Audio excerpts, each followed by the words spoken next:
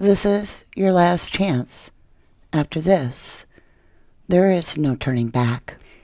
You take the blue pill, the story ends. You wake up in your bed and believe whatever you want to believe. You take the red pill, you stay in Wonderland, and I show you how deep the rabbit hole goes. If you want to continue in the rabbit hole, continue watching the video with me. But if you don't want to know the ugly truth, click off this video now. We're going to be talking about the first responders. This is going to go deep, and it gets a little bit complicated. I want you to think about how important it is that the first responders are the most trustworthy, believable people in order for us to go forward with a trial for Bryan Kohberger or any individual. So in this situation, take Bryan's name out. Let's use suspect, right? And if we can't trust those very first responders, are they the bad apples that ruin the whole bunch? Let's find out together. Are you ready for this? Because this gets deep, but if you don't know this, you don't know what we are truly up against and how weak. And when I say weak, I'm talking about standing on the tip of a toothpick, okay? Weak the prosecution's case really is. There's a weak link or two. Now, I'm going to try my best to give you all the information and let you sort through it. Think of that time where it's now noon, 11:58, and the responders show up at the scene at 1122 King Road. This is the gentleman here. He was one of them. There were two. There may have been more, but I know of two. And it talks about this gentleman. If you go to Exhibit A, Statement of Brett Payne, he himself validates that we've got the right person. Officer Smith upstairs to the third floor of the residence. The third floor consisted of 2 bedrooms and 1 bathroom. The bathroom on the west side of the floor was later determined to be Kaylee Guncab's, hereafter Guncab's room. I later learned from a review of Officer Noon's body camera. There was a big dog in the room when Moscow police officers initially responded. So obviously Officer Noons is one of the first responders. He also is the gentleman here. Deputy Noons is the one that is transporting Kohberger to trial. The second person is first responder that was with him was Deputy Shane Gunderson. Now, if you look here, this is back in 2016. It just says the Moscow Police Department has had an increased number of counterfeit bills being passed along local businesses and scams being run by nefarious individuals with less than honorable intentions. And it goes into what Deputy Shane does, or Gunderson, I should say. It says, our crime prevention and school resource officer, Shane Gunderson, will gladly offer advice on prevention and assist in creating a safer environment for our citizens. So he's a school resource officer. He's also a crime prevention officer. Well, I would hope they all are. And I want you to take a good look at these two fellas because it matters. They could be literally the reason that BK would walk. I'm just saying. Just walk right out of there. And if I were him, I'd feel pretty good about being exonerated after all this, especially the more people that know the ugly truth. I wanted to verify to you that he was a first responder, so I've gone to this Daily Express USA newspaper, and this was dated back right here, November 13th, 2023, so it was about a year ago. And it says, Idaho College murders, sickening discovery made by cops when they arrived at home. The first police officer to respond to reports of an unconscious person in an Idaho University house has shared gruesome insight into the killings 1 year on by Claire Anderson. May our beautiful Ethan and Maddie and Kaylee and Santa rest in peace. The article goes on to say, a year after the brutal murder of our 4 University of Idaho students, Sergeant Shane Gunderson has revealed what greeted him as he entered the house for the first time on November 13th, 2022. And we know the story from there. But copyright disclaimer under Section 107 of the Copyright Act, 1976, allowances made for fair use, commentary, etc. If you're at this point, you chose the red pill. You're going all the way. And after this, you will have your eyes wide open as to why Ann Taylor, that asks the questions she does, is seeking the information that she is, and what route she's taking in this trial. And you'll have a chance to draw your own opinion and see if this is a route we should be taking. Deputy Gunderson, Names and Gunderson. I really feel this is one of those moments where, think of the house, 1122. You show up, the door is open, because that was reported. I actually got that verified. All right. Not only was it reported, like, to news people, but the officers said the door was open. I did find that in print. So they show up. They're coming in on that bottom level. They're heading upstairs, you guys.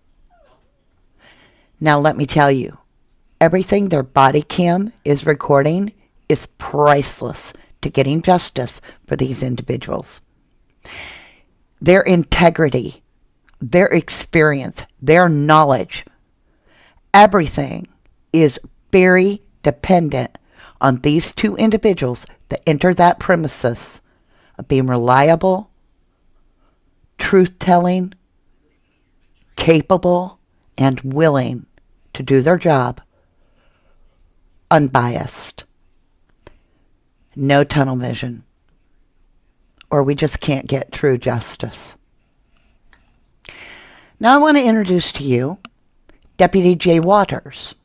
Now, Deputy J. Waters, I don't have any information on him other than he's going to be real important. He was not necessarily a first responder, but I'm also not talking about that case in the IDAHO4. See, there's another case, and that's going on the same time that the IDAHO4 are murdered. And it involves all 3 of them. Nunes, Gunderson, and Waters. Moscow Police.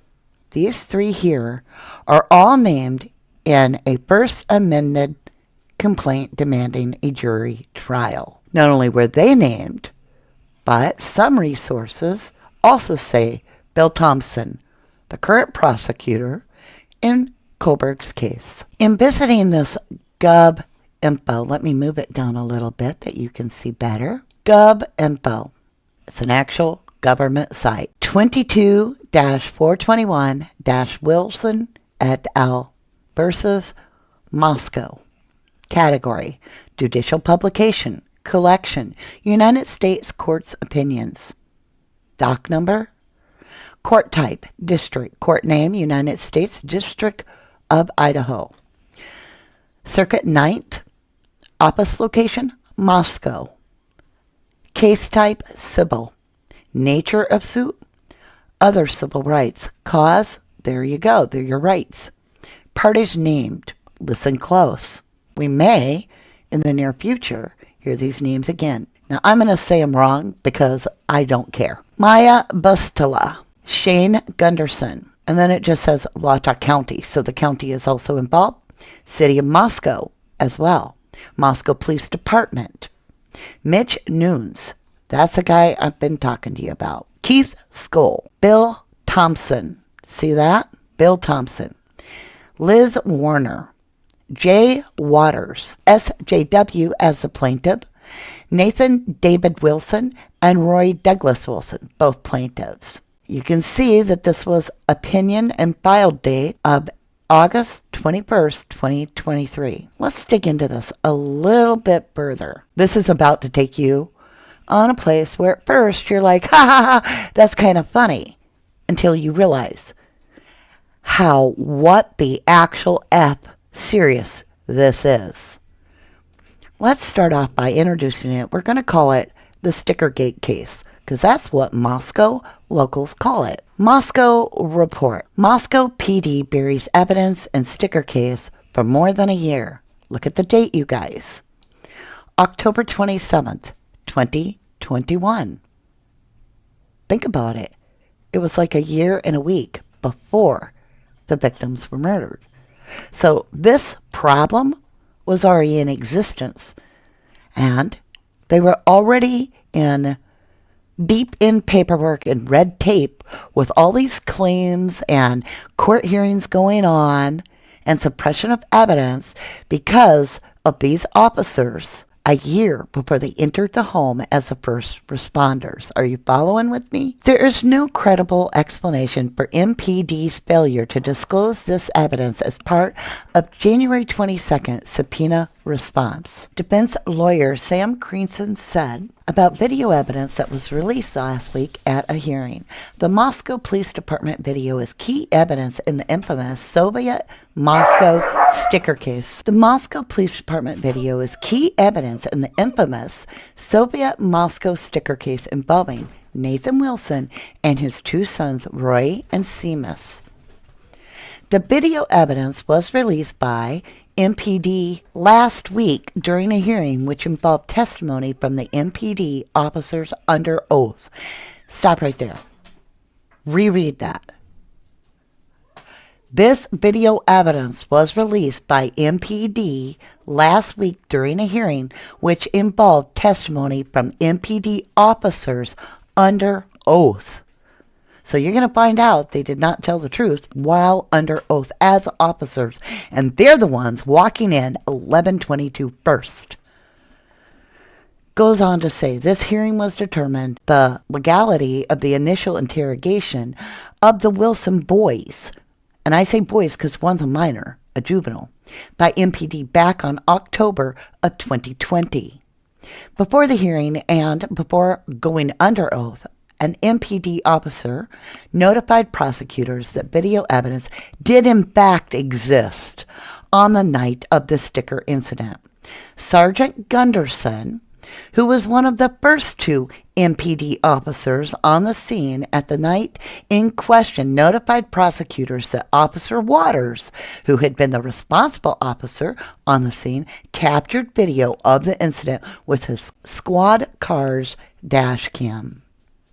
Gunderson said that the footage was in MPD's system and that had been in MPD's possession from the very beginning of the case. Stop right there. So a year goes by, and until they put Gunderson under oath, they lie. Let's continue. This footage had been illegally held back from the defense by MPD in the normal course of discovery. Despite public records requests, it still had been held back by MPD. Even when a subpoena was issued in January, it was still held back illegally by MPD. More than a year has now passed since Moscow City prosecutors and Latah County made history by filing the city's first ever criminal charges against someone for posting a sign or a flyer on a pole without permission. Thousands of signs and flyers and stickers have been posted on poles in the city before and since this incident. The incident happened in October of 2020, when the memorable red stickers that provoked prosecution read, quote, Soviet Moscow, enforced because we care. There's the sticker. Now, stop right there. Rumor has it that officers at one point told these people that they had to wear their mask, and they said it was against their religion, and then it went up a level. And there was this, like, you're going to be forced to wear your mask. And because of that, 2020, as we know, we had a lot of people that were upset. Well, these people made stickers because they felt like they were being controlled. And they were little kids, and they were putting the stickers up. And the cops got them. And the problem is, there's nothing illegal with them putting the stickers up till this point. So when the cops got him, Liz Warner, the city attorney, filed 13 misdemeanor charges about those stickers, you guys. Stickers. These kids had stickers against Nathan Wilson and his son Roy Wilson. Latah County prosecutors followed the city's lead in filing against a juvenile defendant now identified as Seamus Wilson. MPD officers stopped the Wilson boys under suspicion of placing the non-damaging stickers on poles in downtown Moscow. In the politically charged case that has come to be known by some locals as Stickergate, catch this is important. One significant issue has been between defense and prosecution over whether prosecutors were illegally refusing or simply unable to provide defense with any video or audio evidence of the evening when the officers stopped the Wilson boys. See? Did you catch that? Now that's where the real serious stuff gets. When all of a sudden the evidence disappears or it doesn't exist when it really does. And we're talking a juvenile. So now I don't find this funny at all. 13 misdemeanors doesn't work either for stickers. The debate about the video has now been settled by the MPD admitting that the evidence exists. Video and audio evidence surrounding the night is crucial because Roy Wilson was cuffed and interrogated without receiving a Miranda warning. And Seamus, remember, is a child, and Seamus was separated from his adult brother and interrogated, and I might add, completely alone without any representation nor parent, before and after he identified himself as a juvenile, without receiving a Miranda warning, without a lawyer or a guardian present. What exactly was asked and said, the length of time the boys were interrogated, and Roy's behavior before being cuffed and put on the ground are all key questions. Nathan Wilson, now that's the dad, was at home asleep at the time. Okay, we're gonna step into this humorous little bit here. Listen to this. Now, let's do this. I have to laugh, you guys, because anonymous locals got together and made this video about their own police department and the story. And they tried to put a comical swing to it. But keep in mind how really serious this is. But I do give them credit for doing what they did. And it's called Long Live Motherland. So it says, after anonymous video making fun of MPD. Now keep in mind, this is Moscow, Idaho, that they're doing the video about, even though it looks like Moscow, Russia. All right? So it says, after anonymous video making fun of MPD for burying evidence in the case appeared on Facebook, defense received a different MPD video with the citations being issued days after the fact. So this video helped. But video of the initial incident was not released. All right, are you ready to watch this? Here we go.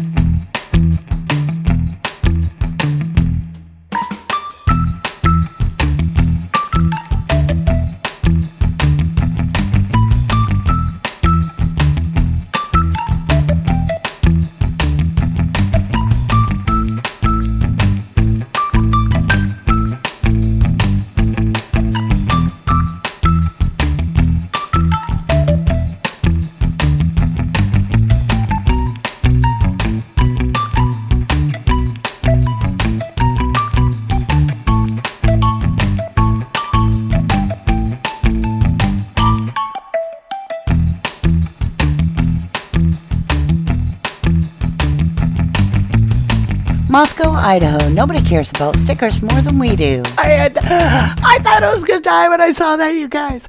Oh my God. Whew. Okay, I swear to you guys, I did not pay my children to make that video. So let's get back into being serious here, because suppression of evidence, especially the interrogation of a minor without a lawyer, without a parent present, is absolutely very serious. That better never be my kid, right? MPD officers have now acknowledged, keep in mind this is a year ago, under oath, that the second video has been tagged and stored in the same case file immediately next to the video file they had been withholding, and that they continued to withhold until just last week. So they held the evidence for over a year. In the interim, MPD repeatedly represented to the defense, to the court, and to the public that no video of any kind existed. Now, this is a quote by Mr. Wilson himself, the father. It says, "This was already textbook malicious and selective prosecution," Nathan Wilson said. Quote, "I'm glad people can post hundreds of flyers on poles searching for a lost dog, but the city clearly reveals it's prejudiced in ignoring those, but prosecuting us. And while I haven't been to law school, even I know that burying evidence and defying a subpoena is a much bigger deal than posting stickers." This happens to be the actual pole in Moscow, one of the many public utility poles in Moscow covered in stickers but left alone by law enforcement. Not once in the history of Moscow has there been charges filed or any legal action for stickers on poles. Keith Scholl, the Latah County prosecutor handling the juvenile case, was not happy at all with the recent developments.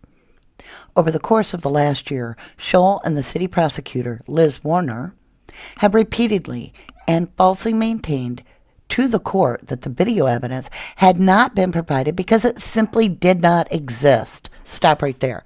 Like the two male DNAs, right? In the IDAHO4 case, simply do not exist. That's why they can't do anything about it, is the test results do not exist. Let's get back into it. Judge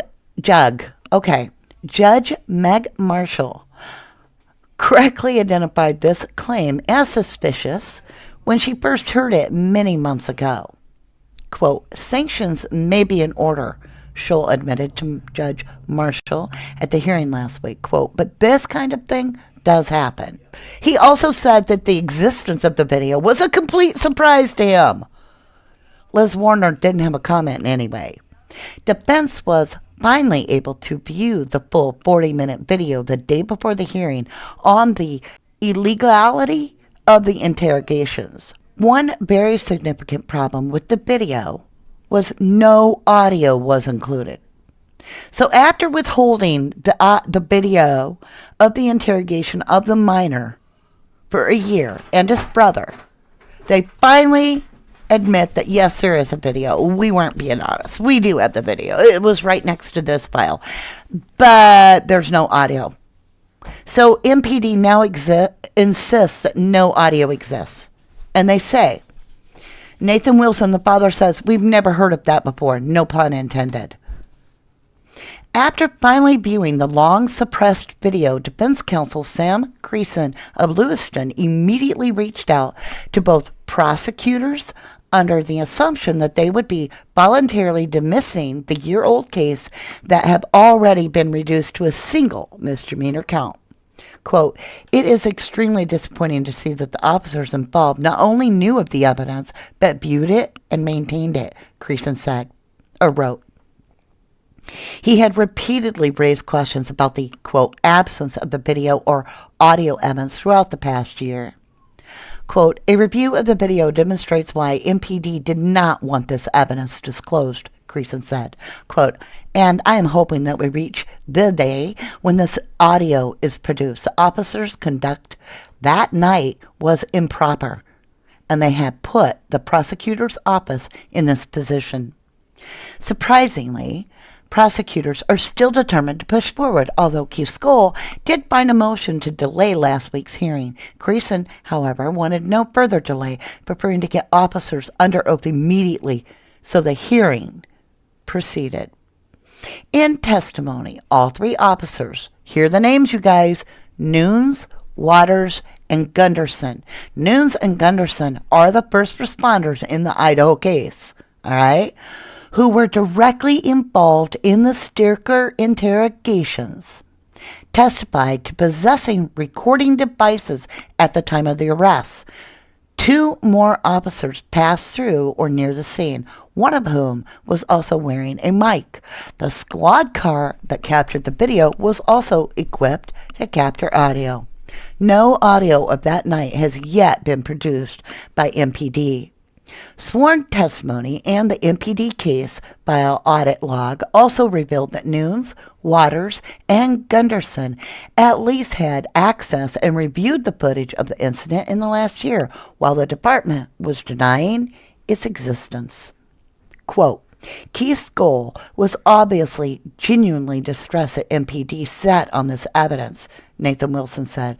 Quote, I really do appreciate that, although I have no idea what he thinks the county gains from his continued participation in the city's little holy war.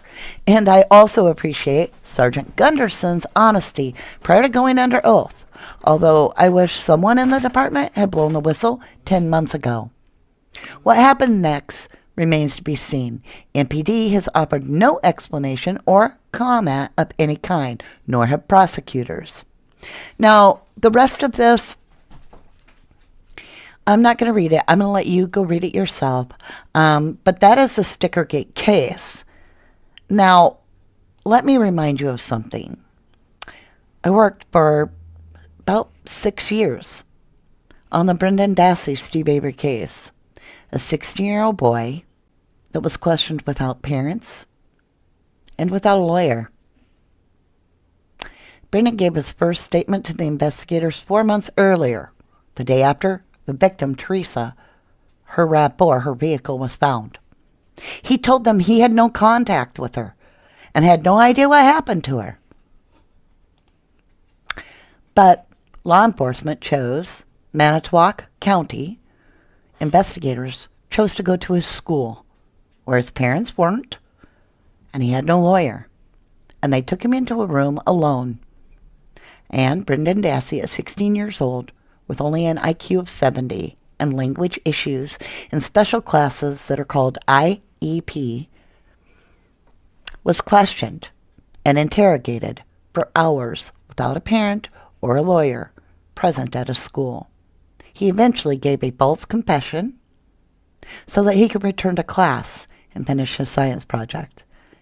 And let me tell you, the investigators yelled at this boy and they said, what happened to the victim? They said, what happened to her head, Brendan? What happened to her head? He said, I don't know. And the interrogators are on film said, who shot her in the head? And he said, he did. And that's how it all started. Brendan Dassey was convicted of the murder of Teresa Halbach as an accomplice with Steve Avery, with zero physical evidence in 2007, because he was interviewed without a lawyer and without his parents. He is serving to this day, to this very day, life in prison, with little hope of ever being released. And it breaks my heart every day. I know that case all too well. So if you think, well, this doesn't sound like it's that big of a deal, it's just stickers. No, ma'am. No, sir. It's a First Amendment complaint because of the interrogation of the minor without the parents or lawyer or Miranda rights being read. And it's abuse of power is the accusation. So we could get into this, but I just want to skip way down here. Oh, and by the way, here's all the places that they have evidence of the stickers, right? On the signs, all right? Look, and here's all kinds of other stickers and signs. This one's nailed trees right to the pole, okay? Missing dog here, $500 reward. Back of signs. All right. And then here's a little bit of the video. You can see the light is being shined directly, very close to the individual's face, right in their eyes as they're being interrogated. It even is showing other symbols that aren't, you know, well, I'll just leave it at that. It's the white cross. You know what I'm talking about. Here, obey the cult. Sticker is on this one, right? Here's that other one for the white cross. There's other stickers that say all Kirks are bastards. There's some that say F-U-C-K, Christ Church. They're all over. They basically interrogated these kids. Okay, first claim of relief. Here it is. And I'll be honest, it doesn't look good. He's got a little ski mask on. He's in shorts and tennis shoes. I mean, these are dumb kids, you guys. Freedom of speech and, retaliatory prosecution First Amendment. Plaintiffs hereby incorporate by reference all stated paragraphs by reason of the aforementioned acts, ordinance, policies, practices, procedures, and or customs created, adopted, enforced under the color of state law. Defendants have deprived plaintiffs of their right to freedom of speech in violation of their First Amendment as applied to the states and their political subdivisions under the 14th Amendment to the United States Constitution. Defendants' actions are set forth in this First Amendment complaint. Injured plaintiffs in a way likely to chill a person of ordinary firmness from further participation in free speech activity. Plaintiffs' political and religious viewpoints and religious beliefs motivated defendants' adverse actions. Thus, defendants acted with a retaliatory intent or motive. Defendants targeted plaintiffs for disfavorable treatment and harassment because of plaintiffs' political or religious viewpoints and religious belief, as set forth in this First Amendment complaint in violation of the First Amendment. Defendants' animus against plaintiff's political and religious speech is content and viewpoint based in violation of the First Amendment. The city ordinance as applied to punish plaintiff's speech as set forth in this First Amendment complaint violates the First Amendment. The city ordinance as applied to punish plaintiff's speech as set forth and you get it. It's a first, okay? So there's that one. So the freedom of speech is a big deal for us. We should be able to express ourselves in a religious way without feeling like the cops are going to, treat us biased and in a negative way. Okay, boys, play nice. Second claim for relief, equal protection and selective prosecution, 14th Amendment.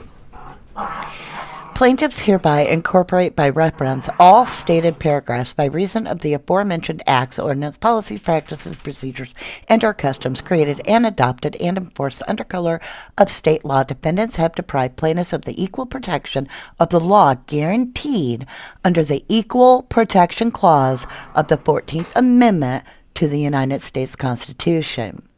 Selective prosecution claims are premised upon the denial of equal protection. Accordingly, defendants' prosecution of plaintiffs deprived plaintiffs of equal protection guarantee of the Fourth Amendment. Defendants' enforcement of the city ordinance as set forth in the First Amendment complaint violates the Equal Protection Clause of the Fourth Amendment by denying plaintiffs access to a forum to engage in free speech based on the content and viewpoint of the speech with defendants' disfavor. Defendants have deprived plaintiffs of the equal protection of the law. As set forth in the First Amendment complaint, defendants have targeted plaintiffs for selective and disfavored treatment because of plaintiffs' political and religious viewpoints and religious beliefs in violation of the equal protection guarantee of the Fourth Amendment. So you get that one. Third claim for relief, self-incrimination, Fifth Amendment. Plaintiffs hereby incorporate by reference all stated paragraphs. By reason of the aforementioned acts, policies, practices, procedures, and/or customs created and adopted and enforced under color of state law, the city independent Waters, Gunderson, and Nunes have deprived plaintiffs of the right against self-incrimination protected by the Fifth Amendment as applied to the states and their political subdivisions under the 14th Amendment to the United States Constitution. As set forth, this First Amendment complaint defendants Waters, Gunderson, and Nunes engaged in coercive custodial interrogation of plaintiffs Roy Wilson and SJW without advising plaintiffs of their Miranda rights. And coerced statements were used in the criminal case in violation of the Fifth Amendment as applied to the states and their political subdivisions under the 14th Amendment. The city's acts and so forth, right? So they coerced them by not giving them their Miranda right and them being the one being a kid. They then took the statements and used them against the people that had said this, even though they had not given them the Miranda rights, the right to remain silent, right? Fourth claim for relief, excessive force. Now pay close attention to this, you guys. Plaintiffs hereby incorporate by reference all stated paragraphs. And I'm not going to read that whole thing about the aforementioned acts, policies, and all that. The Fourth Amendment protects against unreasonable seizures, including the use of unnecessary and unreasonable force to accomplish the seize. Accordingly, the Fourth Amendment prohibits officers from using excessive and therefore constitutionally unreasonable force in the course of a seizure as arrest. Excessive force claims are analyzed under the Fourth Amendment's, quote, objective reasonableness standard. This requires a careful balancing of the nature and the quality of the intrusion on the individual's Fourth Amendment interests against the countervailing governmental interests at stake. As a result of the type and amount of force used against plaintiff Roy Wilson when he was seized by city police officers, assessed against the limited government interests at stake. The crime was plainly not severe. Plaintiff posed no immediate threat to the safety of the officers or others. The plaintiff was not actively resisting arrest or attempting to evade arrest by flight. And in light of the totality of the circumstances as set forth in the First Amendment complaint, the force employed by defendants against plaintiff Roy Wilson was not constitutionally reasonable in violation of the Fourth Amendment. Defendants Gunderson and Nunes used force against plaintiff Roy Wilson to harass him and in retaliation to plaintiff Roy Wilson's speech critical of the city. As a direct and proximate result of defendants' violation of the Fourth Amendment, plaintiff Roy Wilson has suffered irreparable harm, including the loss of his fundamental constitutional rights, entitling him to declaratory and injunctive relief and damages. Fifth claim of relief. We're going to forego the aforementioned city ordinances. The city ordinance lacks explicit standards, thereby permitting arbitrary and discriminatory enforcement and thus impermissibly delegating basic policy matters to policemen, judges, and juries for resolution on an ad hoc and subjective basis, with the attendant dangers of arbitrary and discriminatory application, as evidenced by the facts set forth in this First Amendment complaint. Based on the city's policies and practices of enforcement and plain language of the city ordinances, plaintiffs, quote, Soviet Moscow protest decals are not, quote, advertising matter, as advertising is commonly and reasonably understood to mean attracting public attention to a product or business through paid announcements. The city ordinance abuts upon sensitive areas of basic First Amendment freedoms and thereby operates to inhibit the exercise of those freedoms. So in other words, they're saying that the city's trying to say that there's a law because these are, advertisements, but they're not selling anything, so they're not. So Goes on to say, prayer for relief. Wherefore, plaintiff asks the court to declare the defendant violation plaintiff's fundamental constitutional rights as set forth in the First Amendment complaint. B, to declare that the city ordinance facially and as applied to plaintiff's express activity as set forth in the First Amendment complaint is overbroad and vague in violation of the First and 14th Amendments. C, to permanently enjoin defendants' policy and or practice of selectively enforcing the city ordinance and targeting plaintiffs and other similarly situated persons based on their political and or religious viewpoints and religious beliefs as set forth in this First Amendment complaint. D, to award plaintiffs nominal and compensatory damages. I can't say it for some reason.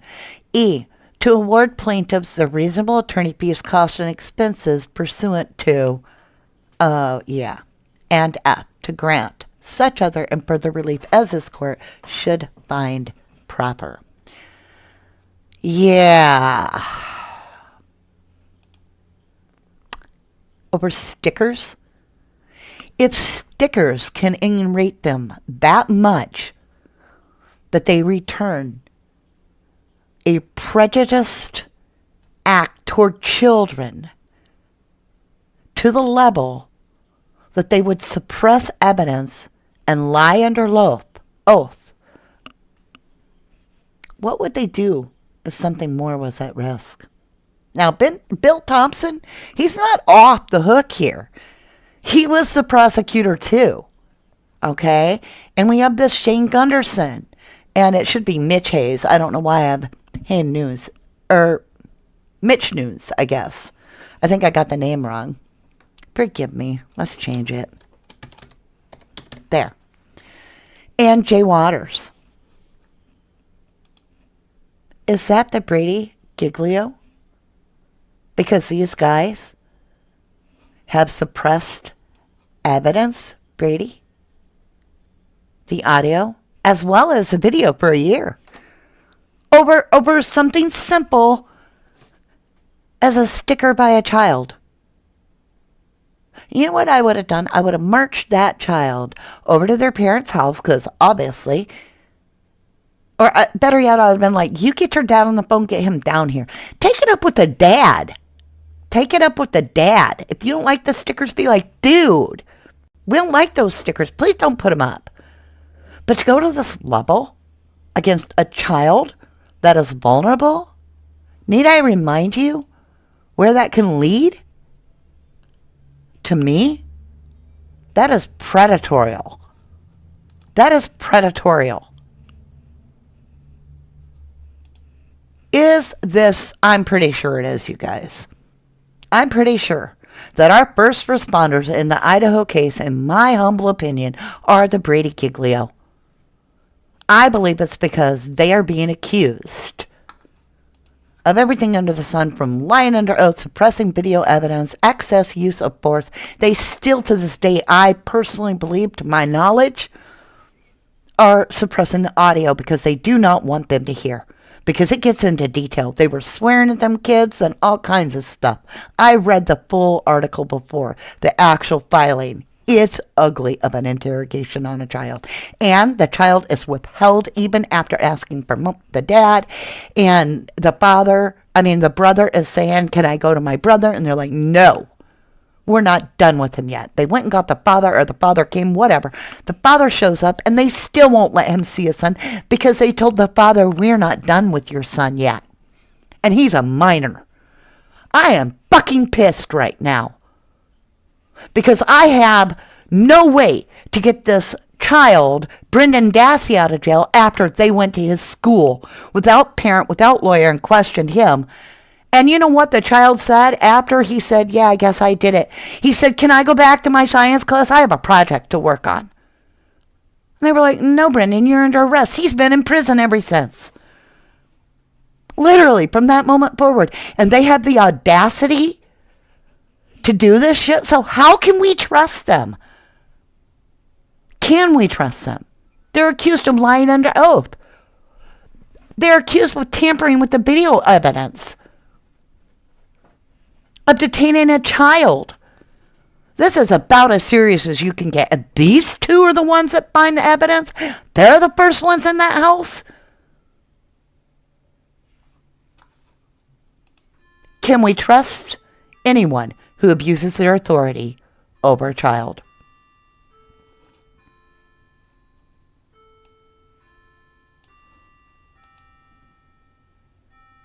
This has just got me. My mind is blown. My mind is blown. So how deep does the rabbit hole go? Well, let's get into it. Search warrant for Kohlberger's apartment. Dawn Daniels states, now she's from Pullman.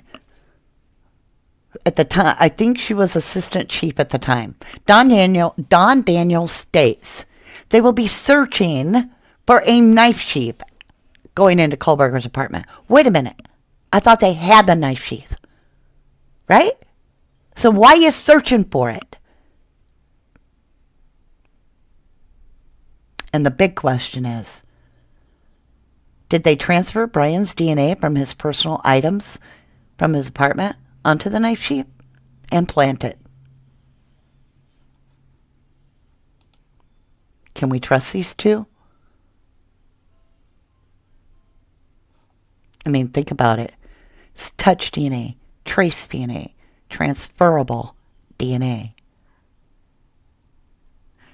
How much did they want to get this over with?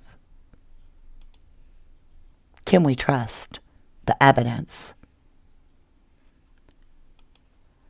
Where were Deputy Gunderson and Deputy Nunes on November 13th in the wee hours early in the morning when their comrades were all clad in black? Or was it them on the Banfield in the unmarked police car, which we're going to get into that very soon. But the biggest question I'm about to leave you with, who are the two unknown male DNAs that were found inside the house?